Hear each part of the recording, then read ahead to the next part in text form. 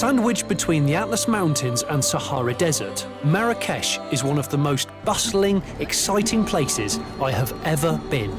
But just a couple of hours outside of the madness of this city lies a real hidden gem. Forget the Stelvio Pass, forget the Col de Turini, forget any other road you've seen so far, because I reckon I've found one that's even better.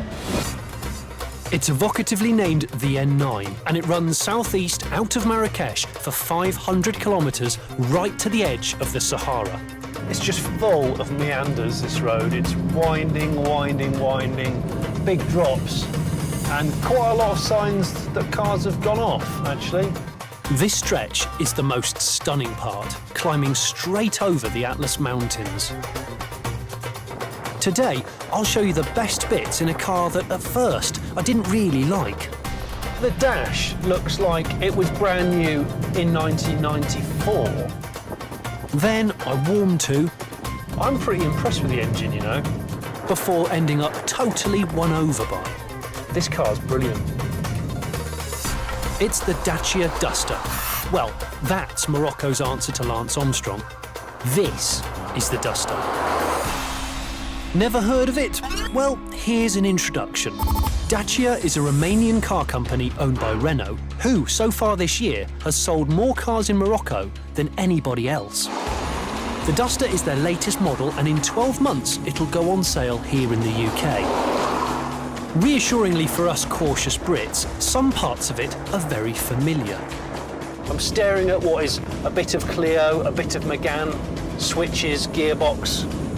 The chassis of this car is based upon a sort of bastardised Megane Clio thing. Oh, there's a puppy walking into the road.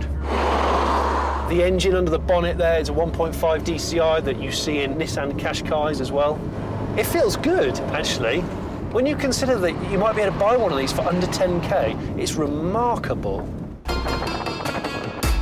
Yep, you heard me right. When this Tonka toy arrives in the UK, it'll start from around £10,000. Its main rival, the Skoda Yeti, starts at 15, and the reasons to respect the Duster don't stop there.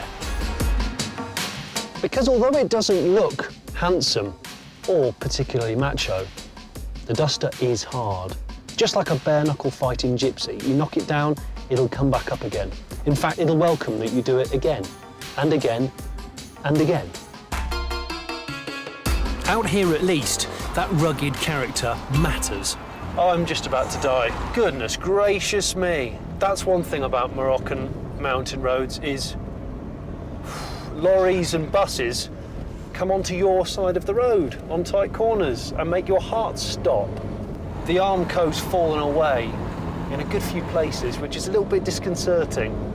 The roads are very, very unforgiving. They go from smooth tarmac to just unsurfaced chaos every couple of metres. That's a lorry going past me with a roof rack with lots of cows on it. There's something so wrong about that. Other small off-roaders would feel totally out of their depth on a road like this, but the Duster sweeps on. If it can cope with stuff like this, it's probably going to cope with driving through a field to a Swindon car boot sale. I'm not saying it's as tough as a Land Rover, but like a dependable wingman, it just feels like it's got your back. And on top of that, it's surprisingly refined. The body control's very, very good indeed, you know. A lot better than I thought. It doesn't lollop and shudder like big 4x4s, and it doesn't feel a little bit stumbly. Its turbo diesel engine has got 84 brake horsepower, not loads, but enough to be held up by Moroccan dawdlers. I'm now tailgating a Mercedes 123, which is a car that's close to my heart because I've had a few. And they're all in this country, they're all Mercedes 240Ds, which are one of the slowest diesel cars you will ever have the pleasure of driving. 0 to 60 takes a decent 12 seconds, but on blind twists like this, I have not got the nerve to overtake. So I'll just sit back and consider my one and only gripe. The interior is a little bit itchy and scratchy, and they haven't really made much of an effort to hide things like exposed screw heads down in the drinks holders down there. But are you buying it for the quality of the dash? No. You're buying it because it's rugged, it's surprisingly comfortable, and it'll be able to go off-road. Properly off-road as well. I'm really impressed with this thing. I've come to the end of my drive on this incredible road.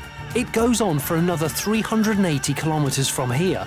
But for me and the Duster, well, we've conquered the highest and the twistiest bits. It's been a journey I'll never forget, in a car that really we should all take quite seriously. And you know what? Besides this epic scenery and the stray dogs and the frankly petrifying driving styles of the locals, the real highlight has been this. A humble 4x4 with a name badge you've probably never heard of. You know what? This is possibly the finest jack-of-all-trades car for a recession-struck country like ours. Can you light up that one wheel with throttle and then it really goes?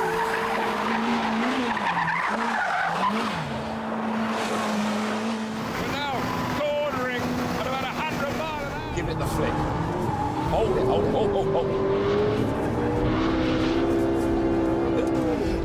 And yes, you can now drift a McLaren. Perhaps not as easily still as the Ferrari.